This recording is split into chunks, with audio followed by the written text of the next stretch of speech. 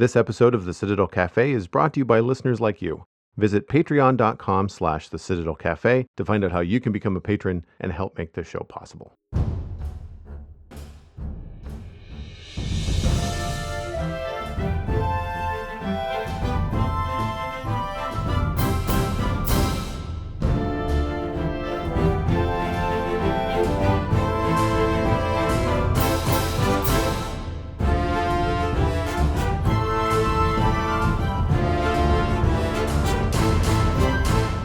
This is the Citadel Cafe, episode number 493 for Thursday, April 10th, 2025. My name is Joel Duggan, and the Citadel Cafe is where my friends and I hang out to talk about the geeky stuff that we are into. The podcast is available on all of the major podcasting platforms, including YouTube. If you enjoy the show, please consider subscribing wherever you're listening. Joining me this week, Stephen ESC is here. You can find him as Stephen ESC on Blue Sky and all the social media that matters. Hello, sir. Hello, how are you? I am doing good compared to the other day when I was doing not good. And it's all down to the thing that we are not supposed to talk about, which is the weather. Oh. But hey, you know what? When you get 3 inches of snow on the 8th of April or 9th of April, it's worth mentioning because I had to be out in it as I was running errands the other day. And it was one of those days where like the world just couldn't make up its mind. And I'm a creature of habit. I like things in a certain order, and everything just had to be happening in a different order. And this week has gone from power outages when I was trying to publish my podcasts on Monday to going to the gym not having any power, to going to a different gym. And then, of course, all the weights are different, all the machines are different, all the people are different, and everything is just like it's not easy to get into a routine when everything is all, backwards. And you and I were just mentioning before we hit the big red record button that sleep this week has also been tough on both of our sides. And it could be, again, to throw the weather under the bus. I find that I have trouble sleeping when there's big swings in the barometer, when it goes from like sunny and I'm walking home from the gym in like a hoodie to like 3 inches of snow the next day. I feel like when that swing happens, I'm just all kinds of discombobulated. So I will apologize ahead of time tonight for screwing up words, not remembering names. I do have IMDb open in other windows, but like there's a good chance I'm just going to forget what I'm talking about. General brain fogginess this evening. And you know what can help you with brain fog is AI. And you and I have been talking about this off mic throughout the week and stuff, and when we were out on Friday night last. And you have finally kind of gotten into it a little bit, and for work as well. I didn't realize it was going to end up being something you use for work. So like, how is that going? Because we talk about all things nerdy here, but we don't often get into like programming or work stuff too much, and AI. So like, what are you working on? I'm not necessarily using it for anything specific. So, and I've talked a little bit about my job previously without getting into too much detail. But so I work for the federal government. I'm on a graphic design team. So I've recently gone from being a designer on the team to the supervisor of the team. And we get brand related questions, about AI. So how can we use AI in brand? Like, what are we allowed to do to generate this or generate that? And unfortunately, I've been, up to that point, kind of just going, I don't know, because I haven't used it much.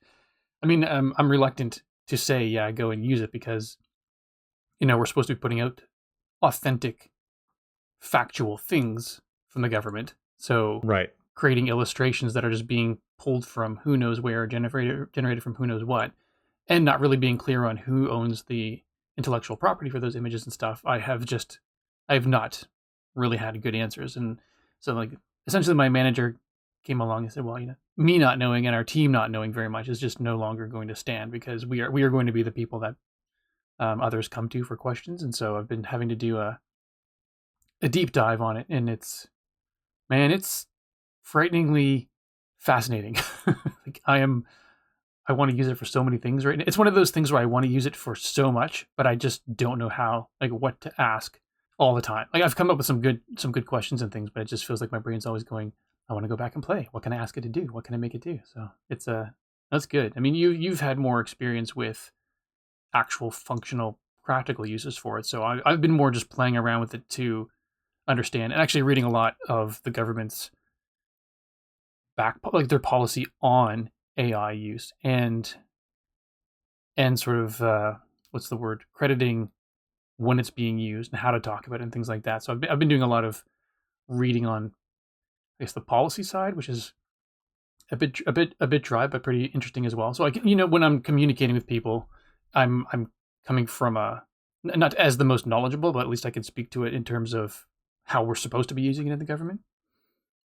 And I think that policy is interesting in that not a lot of people are talking about it, or not enough people are talking about it, perhaps, in terms of how it's going to be affecting different people in different jobs and different walks of life and things like that. And especially as we're both creative, and you see stuff from open AI's image generation and video generation and stuff like that. And recently, we won't get into politics on the show, but there is a federal election going on in Canada, and I watched a post from someone somewhere recently saying, like, just as an FYI, like, going into this federal election, like, you really need to understand just how good AI is, and be aware of it. It's really subtle, but the watermarks are there in a lot of these things because they don't let you just do anything. And I'm not saying that any of the parties are necessarily doing anything in Canada, but the disturbers out there, the people that want to ruffle feathers, or the people that are spreading misinformation, are using AI to spread misinformation about some of the party leaders.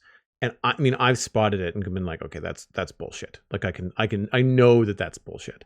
But to the uneducated, or the people that are not looking for it, or to the people that are already leaning that way, it's just confirmation bias. And so policy around AI, and I'm really curious to see, like, as governments shift around, how policy on AI is going to change, how company policy is going to change on AI for different things. I mean, like, I've been self-employed forever, so I don't really have, it's been a long time since AI has really had any kind of, I guess, hooks on what I was going to be doing. The closest, I guess, could be, a lot of what I see from my peers or former peers as an animator, illustrator. I would see people that are really strongly coming out against AI and boycotting it. But, like, it's so strong, like, it's so strong that I kind of worry that these artists that are so absolutely adamantly against it, that in doing so, they're not in the background using it to their advantage.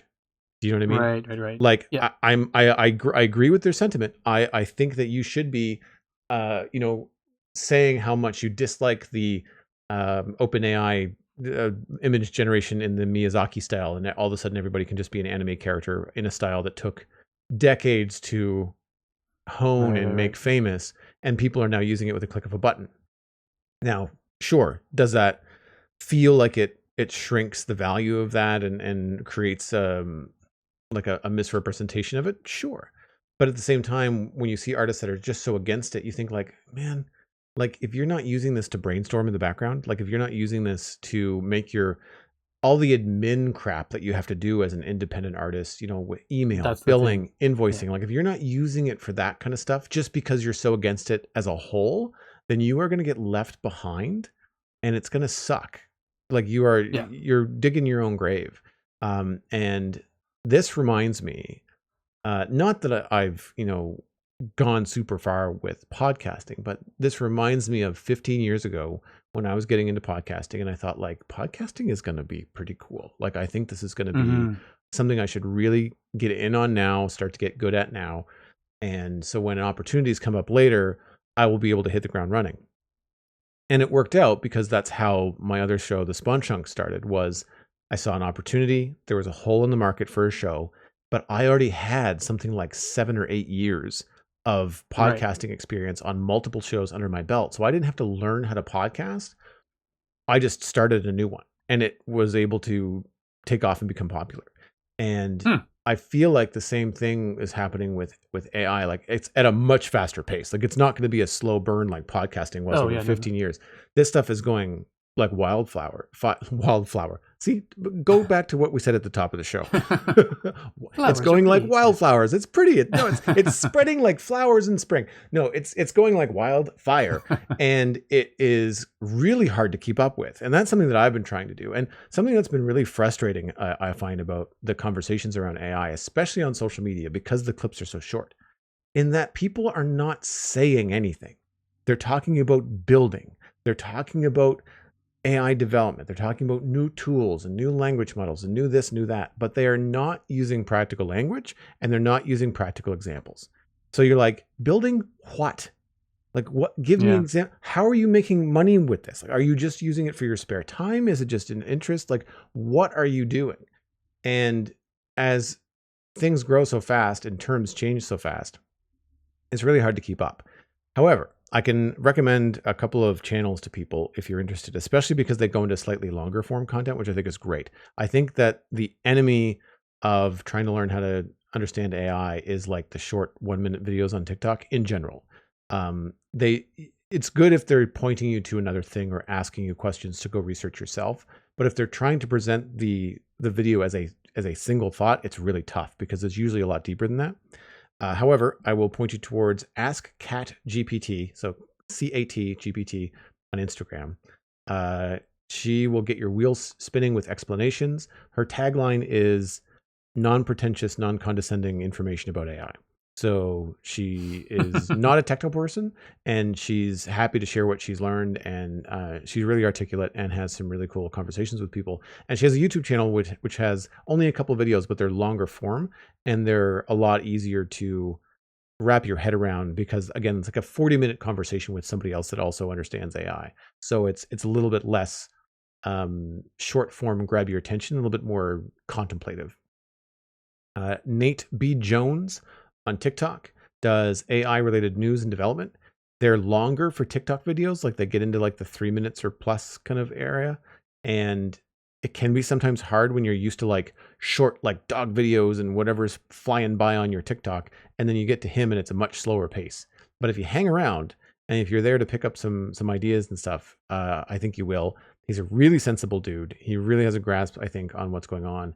And he also will give examples. Like he had a conversation, I think it was the AI Sonnet, where he recorded a video for TikTok of him talking to this AI language model that was talking back to him. And the AI model, which had a female voice, would not stop flirting with him, even as he tried to have like technical conversations with it. It would still be like, weird. You could hear like the eyelash batting in the way that it was being phrased. It was very odd. Even he was like looking at the camera and rolling his eyes like, come on, like really, is this what we're going for? Anyway, lots of really cool information with Nate B. Jones. And last but not least, I will recommend Jeff Su, Jeffsu on YouTube. They are explanations and examples on how to use AI in a workflow. I don't always find examples that are applicable to what I do, because I think he deals more with like email and office type stuff. But they are very easily parsed as far as videos go. They're like 10 minutes, 15 minutes. He gives visual examples. It's like a PowerPoint presentation. And the last one, or the latest one, I should say, was AI Agents Clearly Explained. This is from 2 days ago. And that was a really good video. I watched it this morning. And that's why it's top of mind. And I knew what an AI agent was, or at least what it was supposed to be and what it was supposed to set out to do. But Jeff explains how it does it. And I thought that was really interesting. And something I never thought about, which is one of the examples he gave, was if you've got an AI drafting an email or a piece of text or a blog post, and you're not sure if it's right. One of the things that an AI agent can do is take that email or piece of text and use another language model to proofread it, to double check it.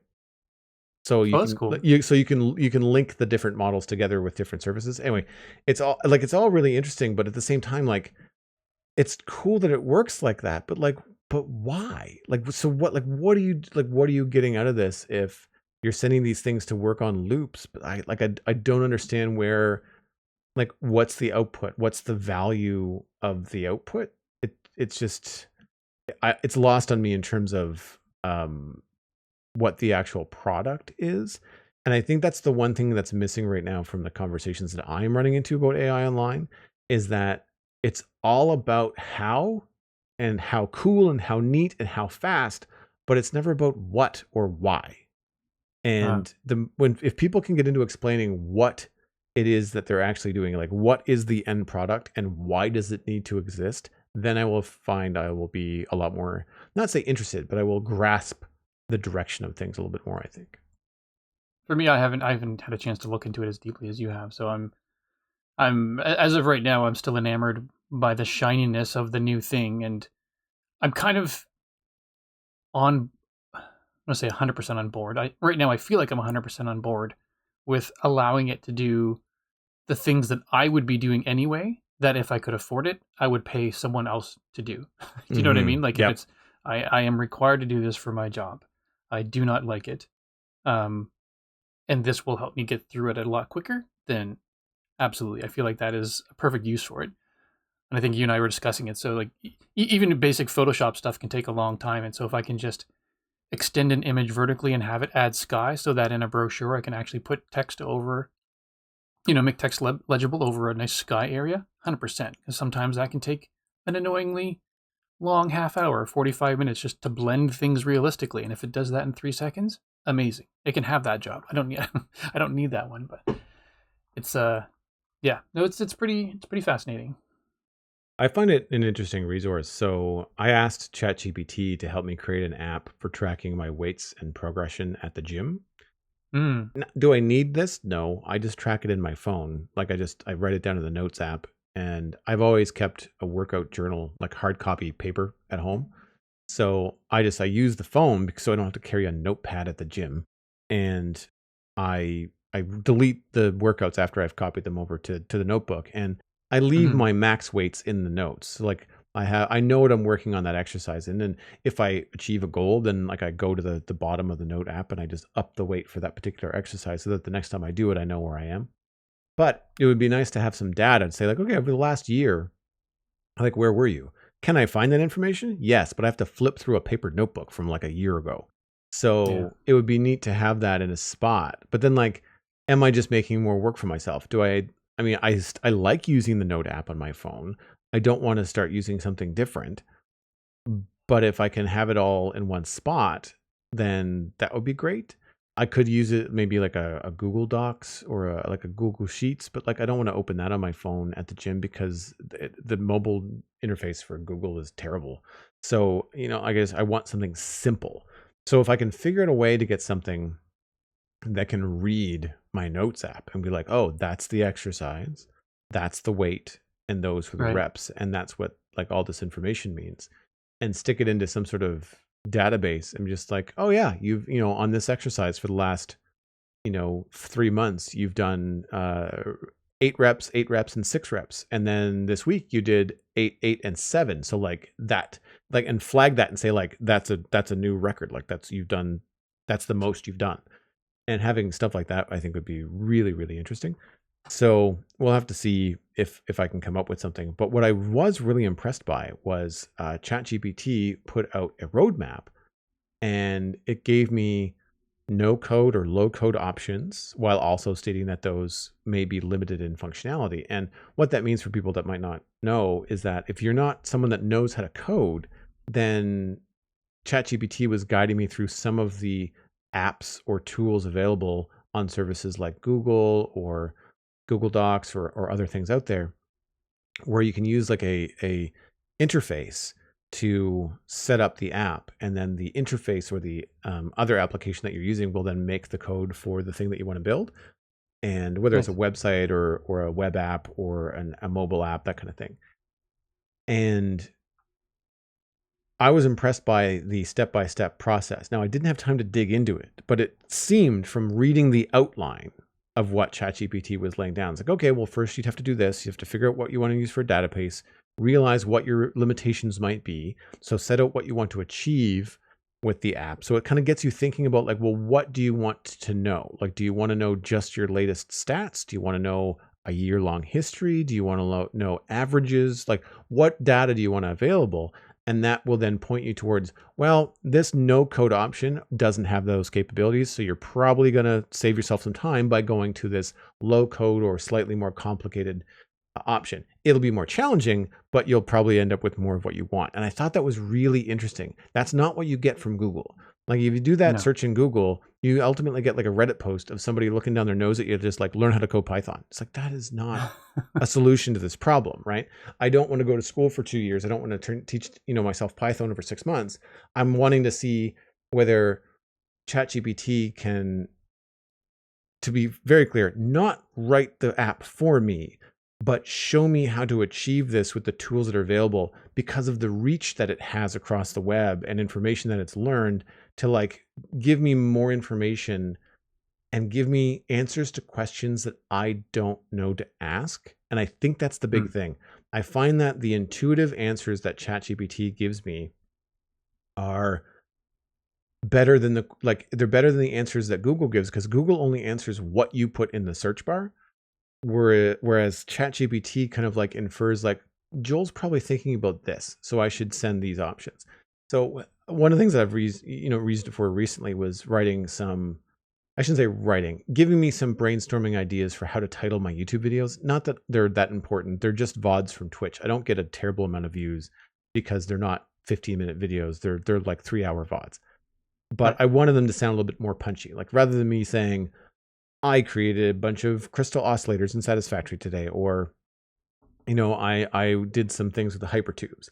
I asked ChatGPT the other day, can you send me some sarcastic lines from the Ada voice style in Satisfactory, making fun of the player for incorrectly using hypertubes? For people that don't know, hypertubes are like air tubes for people. Think about like a water slide tube, but it's air. And so you get sucked in one end, you get shut out the other. And you can design these things and make them all over your base. And you can use them like elevators or to transport yourself around, kind of like a pneumatic tube from like the 30s. And they're very, very fun. But every once in a while, you can walk by one accidentally and get sucked in, and you have to find your way out and stuff. Anyway, this AI in the game is a character that kind of gives you snark. And so I asked ChatGPT for some ideas, and I kid you not, some of these were absolutely hilarious. One of them was, that was definitely the wrong end, but hey, at least you were motivated. I immediately wrote that down. It's like, that would be very funny to somehow use on my stream for people that are not expecting it, right? And there's a bunch of other things, like you're setting a new standard for using transportation incorrectly, like just those kind of things. I thought that was a little bit more low hanging fruit. Like it wasn't all that deep, but some of them were really funny still. And I've noticed I haven't really used any of the YouTube video titles so much as I've read the 3 or 4 examples that it gives and have been able to come up with my own, going like, oh, okay, I know what I'm doing wrong. I'm not selling it enough. Like I'm not coming at it with enough excitement. I'm being too literal with what I'm doing in the title, and I need to be a little bit more whimsical. I needed to add rubber to my modular engines in order to get them working. And some of these, examples are like bouncing around rubber in the new modular engine factory. Just stuff like that it's a little bit quippier than like modular engines are complete. You know what I mean? Like it had a little bit more whimsy, I think, to it. And anytime you can kind of pique someone's interest to be like, well, what does Joel mean by that in the title? Or I wonder how that came to be, or obviously something went slightly wrong or slightly askew for the title to be that quirky. Otherwise, it would just be a really straightforward thing, right? And I think that's one of the things that it's really good at. But I haven't really had much more time to delve into it just because I've had a busy week. I will point people in our Discord, though, towards right under Tech Talk in the Discord, there is an AI Talk channel. So if you're interested in AI, if you want to talk to other people in the community that might be using AI and can maybe steer you in the right direction, we do have some very technical people in the Citadel Cafe community as well as my own community. Some people are like they code for a living or are spending a lot of time getting to know and learning about AI. So if you have questions, if you want to just kind of like bounce your own ideas around, use some of the things that you have as examples examples in that chat, then check out the AI Talk channel in the Citadel Cafe and Joel Duggan Discord. So we're going to talk about a Minecraft movie because you and I went to go see it on Friday night. And I will point people towards episode 344 of the Spawn Chunks that just came out on Monday. I went into much more detail than I'm going to do here on that show, talking with Johnny about the movie. And I don't want to repeat myself because I know there's a lot of crossover listeners to both shows. I will talk about it, but if you want to really deep dive into what I thought about the movie, then you can check it out over at the spawnchunks.com, episode 344. But you and I only had a brief moment on the drive home to talk about a Minecraft movie. Yes. What did you think of the experience? I would say the movie was objectively bad.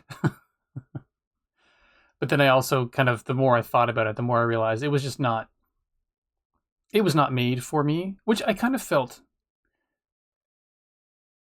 like that's okay. But at the same time, I went to see the more recent kid-focused Teenage Mutant Ninja Turtles movie, and that wasn't made for me, but I really thought that was a cool film directed at kids. I actually enjoyed that quite a bit. So it was I think, I mean, things that we talked about surprised me. Like I actually hated, I maybe hate's the wrong word, but I did not care for the way that the Minecraft world looked in the trailer.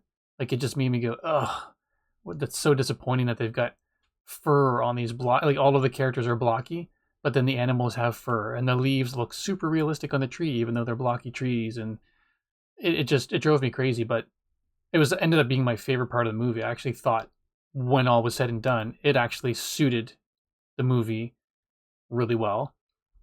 The pig characters in it were fantastic. I thought they were pretty well rendered and whatnot, but I'll stop and let you say some stuff. But in a nutshell, it was kind of disappointing in terms of storyline and acting.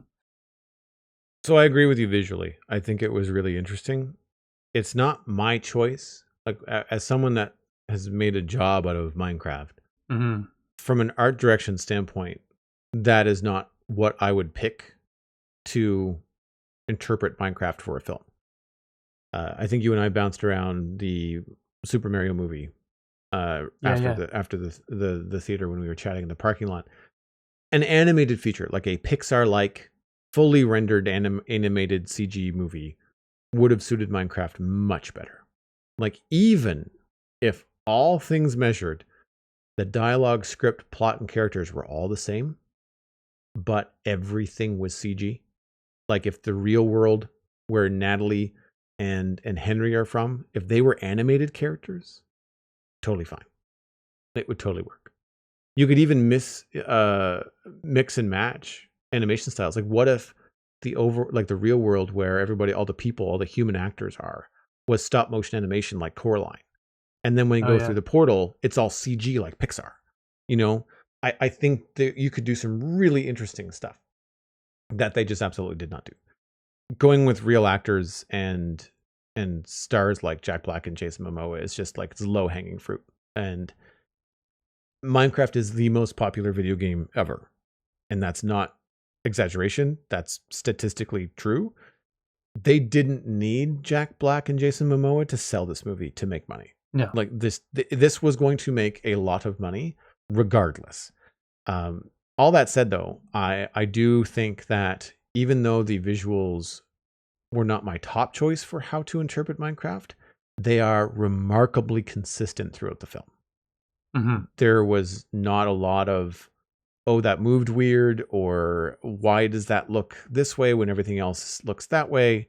Everything was consistently bizarre, but also consistently rendered with enough imagination, and like everything was cubic or cuboid or whatever, like potatoes, lemons, like everything, rocks, grass, trees, like all of it had square edges to it. And that must have taken just a ton of attention to detail. So that comes through. And I thought that was really good. And again, like when you go into like the nether with the piglins, even though it's a completely different dimension, it still feels very much like it's from the same universe. And so you don't feel like you're lost. You don't feel like you're out of your element. So, like it always felt like it belonged together, which I thought was well done. But like you, It was a weak story, weak script. I felt it was like a series of memes and skits kind of stitched together, and I would say just barely at that. The plot resolution was fast and felt tacked on.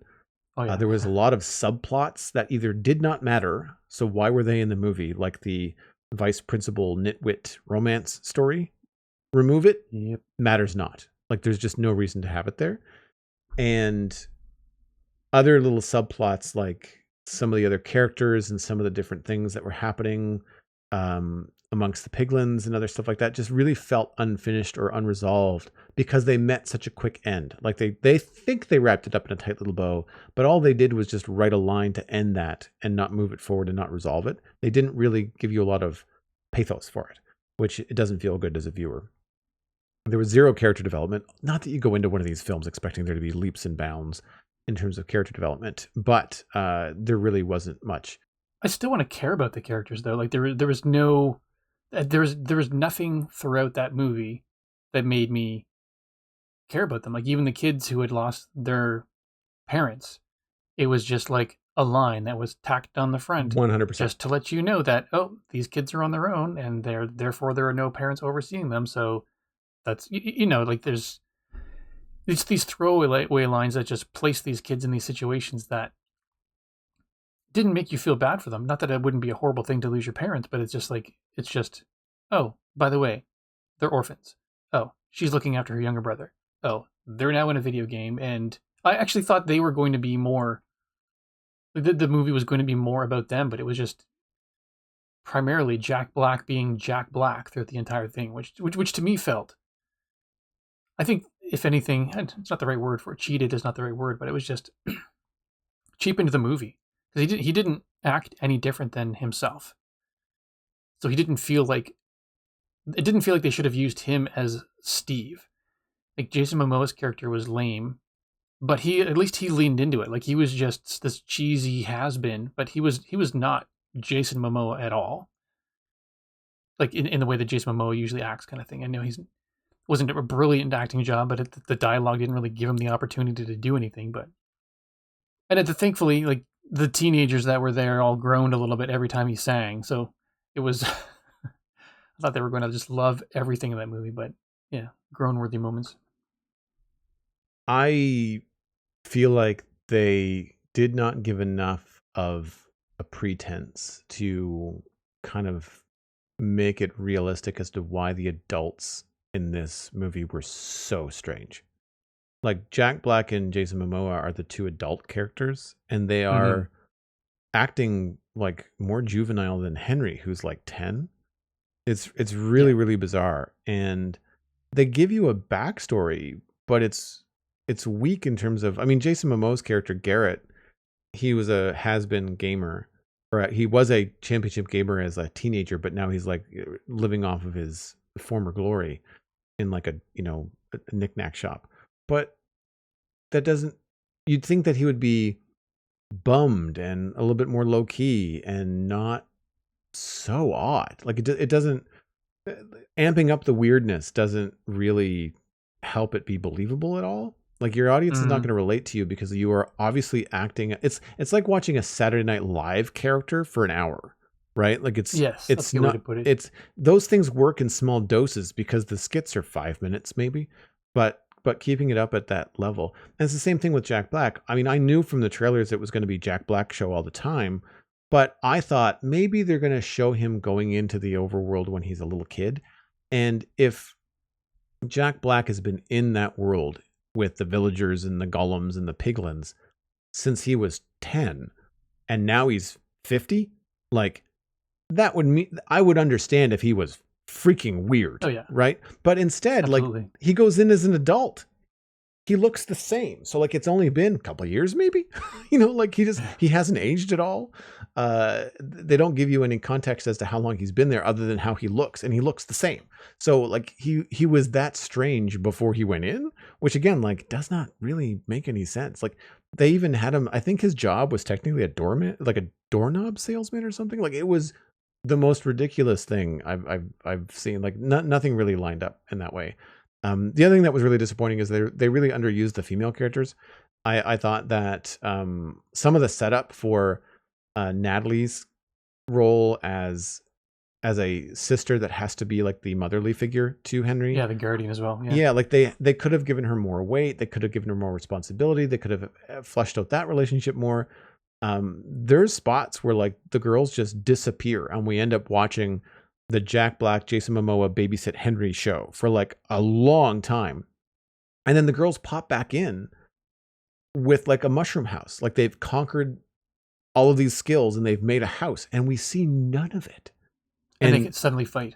Yeah, and they can suddenly fight. Like you don't get any of the development. You don't see them feeling confident. There was one scene at night when they were walking where they seemed to have a pretty good handle on fighting these zombies and they're not fazed by them anymore. But that seemed to happen like overnight.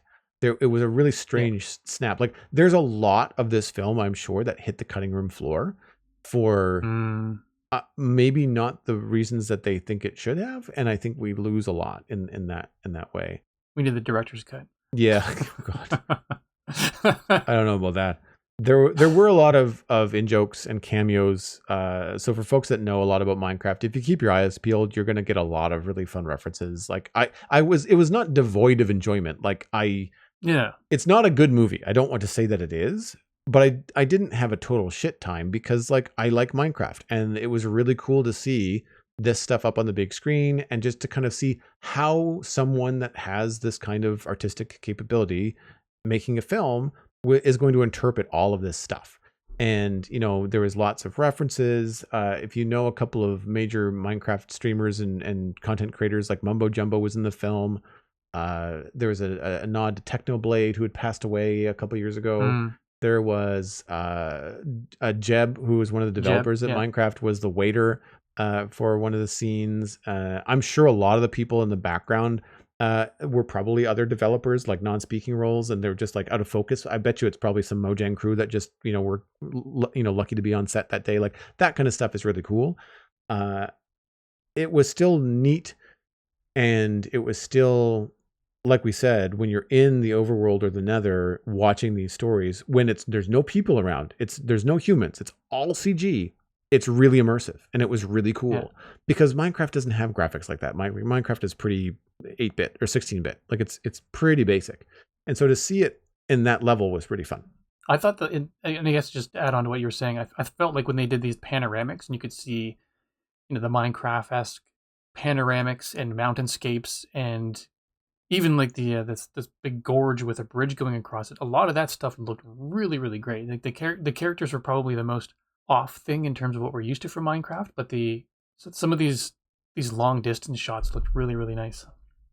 I mean, and in the end, like for me, it was fun to hang out with you and Alastair for the evening, and just the movie wasn't bad enough that it ruined it. I still had a good time out with my friends, kind of thing. So yeah, I agree. I'm glad I didn't go see it on my own. Because I would have had a really, really rough time. would have been painful. Yeah. Well, I mean, we had a pretty rough theater experience anyway.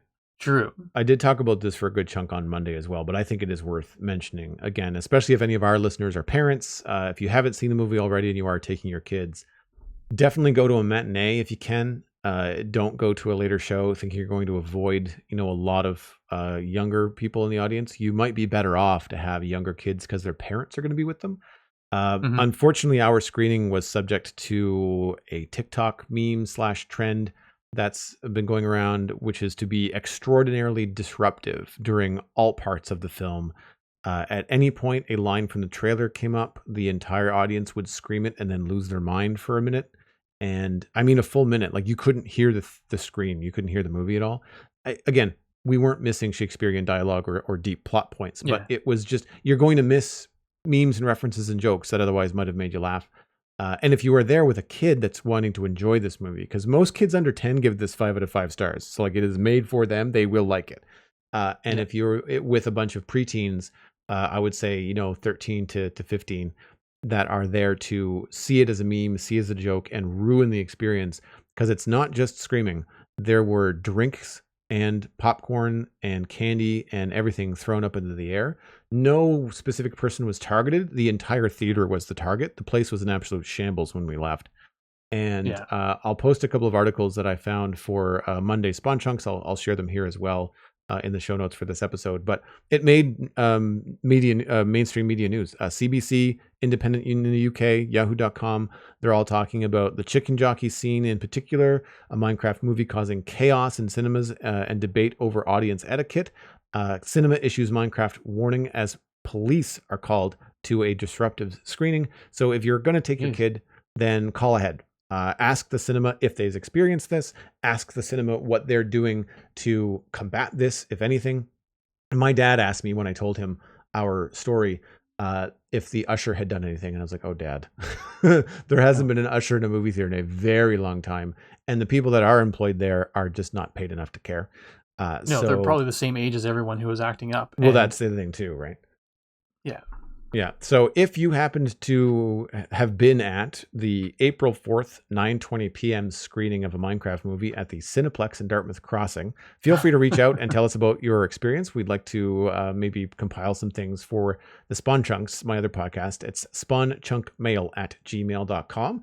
And if you are a parent of a teenager that went to that screening and you weren't there, ask them about what happened. And maybe talk about what happened, because it wasn't okay. There was a kid in front of us, a kid and his mom. He looked to be about 7 or 10, and he looked like he was in shock. Like I think it was a special night for mom and son to go out and see that movie. He was probably out past his bedtime, and he got hit with food. Like that's not what he was expecting from a theater experience, and that sucks. So as much as this movie was not for us, and unfortunately even shoddily done for those it was for in terms of the writing, there are kids out there that will want to go see it and will want to like it. And if their experience is ruined by the theater audience, then that just sucks. Like, it's really inconsiderate and it's not cool. I don't know why this level of chaos gremlin has just decided that this is the cool thing to do now, because it never has been, and it still isn't. No, I really hope it doesn't become a thing. Oh gosh, no. I love going to the theater, and it would absolutely ruin it for me. I would 100% wait till things came out on stream after that. I kind of wonder if we'll end up with the kind of screening where not just for the film rating, but like for the actual audience, it'll just be like, you've got to be at least 21 to come in here, and just like, and to expect like a certain level of behavior, just to kind of rule out that experience. So like, you're not gambling if you're going to a Friday night premiere of something as to whether you're going to be bombarded by a bunch of teenagers, right? Mm-hmm. Well, the other thing that we've been watching is Daredevil Born Again. I am all caught up. I'm not sure about you. Have you caught up to episode 8? Okay. Watched that last night. Cool. So there are 9 episodes this season, and we are through the penultimate episode 8. I watched it actually just before the show tonight. I feel like I've been on a bit of a rant here. How are you feeling about Daredevil?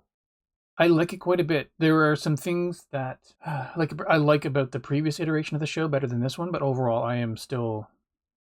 it's great to see Charlie Cox back as Matt Murdock. I think I'm not crazy familiar with the comic books, and I didn't see the previous Daredevil with Ben Affleck, so he's my only real frame of reference for the character. But I think he's great. I think he's killing it, basically. So I'm really glad he's back. How about you? I mean, I've got mixed feelings so far about the season, because it is really good. It's really well made. It's really well acted. It's well written. There's deep character development. And as showcased with episode 8, it's really good at building tension. Like, really good at building tension. Yeah. It's not great at relieving that tension. You get little bits, like you get some relief in like little burps and farts, but as much as it relieves, it builds back up again almost immediately. Or you're only relieving some of the tension for some storylines, but not a lot of what's happening. And so it's frustrating. I find it frustrating as a viewer, and that might be by design. And so if so, like, you're doing well, but it's not always pleasant. Like, it's not always a good experience.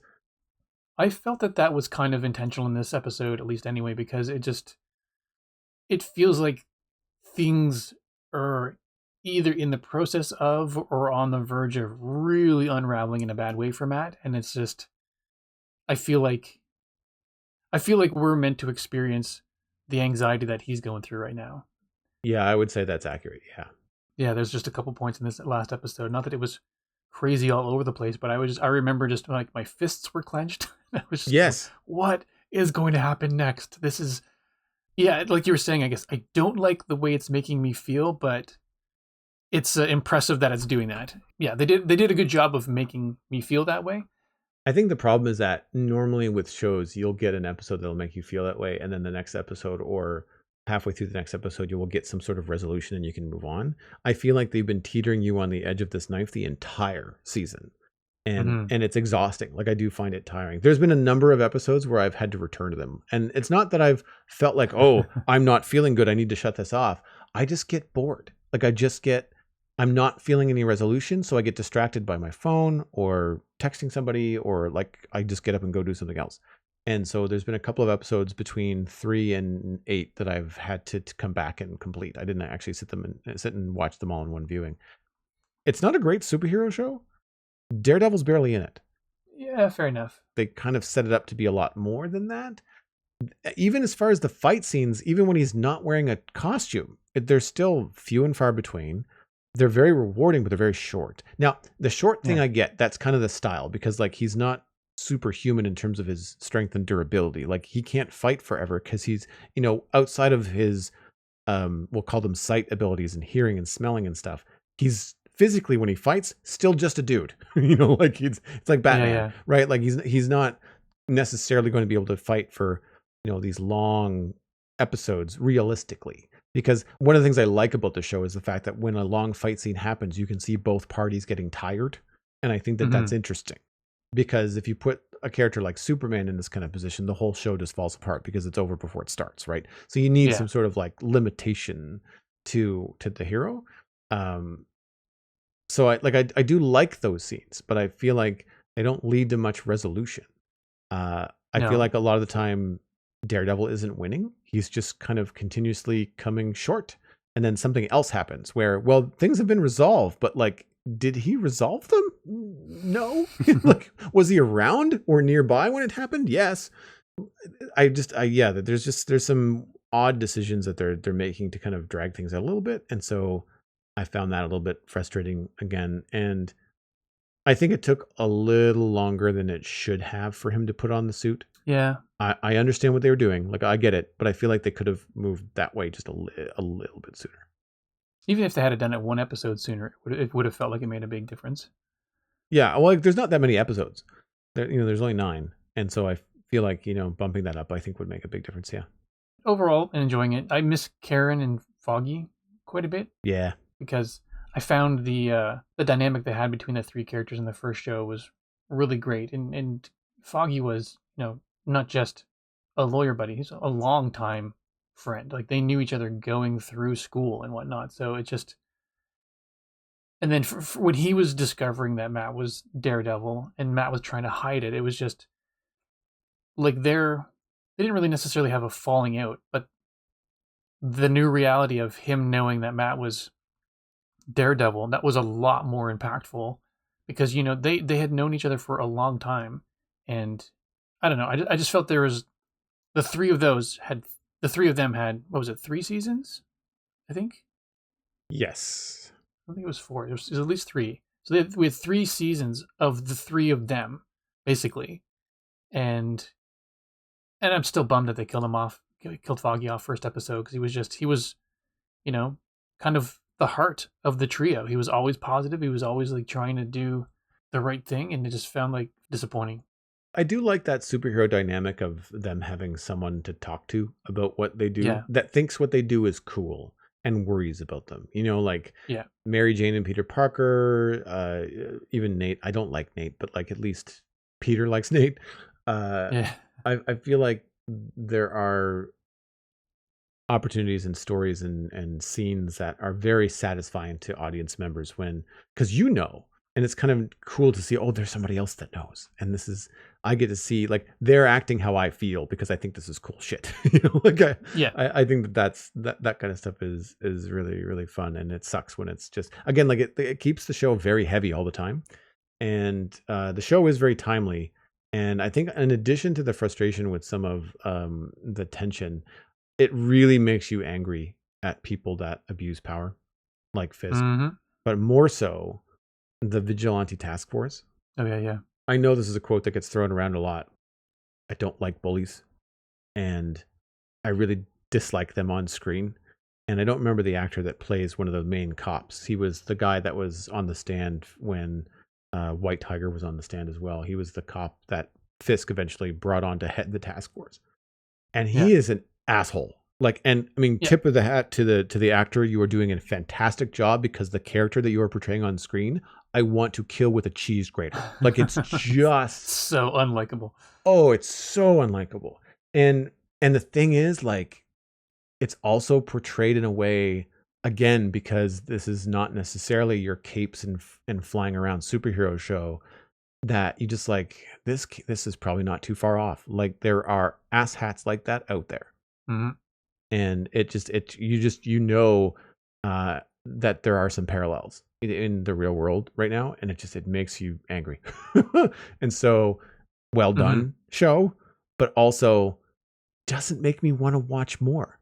And that's a personal thing. Like, it's not me. I mean, when Daredevil season 2, Born Again season 2 comes out, yes, I'm going to watch it. Oh yeah. Because overall, I think it's getting like 2 thumbs up for me, as in, like, it's a well done show for Daredevil fans and the actors involved, and it's good writing for a superhero franchise. Like, they're doing very, very good stuff, but I was not expecting it to make me feel this way. And so I always say on the show, like, I want to be pleasantly surprised. I don't want to be able to predict. Like, I did not predict how episode 8 was going to end. I thought someone else was going to get shot. I'm not spoiling it because it just came out today or yesterday. So yeah, like that kind of stuff is great. But at the same time, it's like, but I don't feel good at the end of these shows. So it's hard. Like, it's a hard line to walk, but they're doing a good job with the production for sure. It also makes me really wonder how they're going to then move the next episode, the last one of the season, like, based on what happened at the end of episode 8. Where is episode 9 going to start, and and what are they going to accomplish between the beginning of that episode and the end of season 1? Like, it feels like it could very well be really jam-packed, and I hope they don't overpack it with stuff, because that would be disappointing. Unless it's long. True. I mean, if they do a double length, there'd be zero disappointment from my side of things. Yeah, I kind of wonder whether maybe it was originally supposed to be a 10 episode arc, and they just decided that 9 is just going to be one big, chunk. Like, yeah, I haven't looked ahead. The show is so gripping in terms of, like, that tension. I've not seen anything. When I see trailers on TikTok, I scroll past them. Like, I don't even want to see a visual. Like, I just want to know, because I got spoiled on the episode that he put the suit on, because, like, the trailer on YouTube was like a shot of him in the suit. It's like, come on, guys. Like, you don't have to sell it that hard. Like, everyone's watching. You could have just given me Matt in the courtroom as like a teaser, or Matt with like a bloody nose or something like that in the thumbnail. Like, you don't have to reveal the whole thing in the thumbnail on YouTube. Anyway, but yeah, I will definitely be tuning in next week for the finale. Likewise.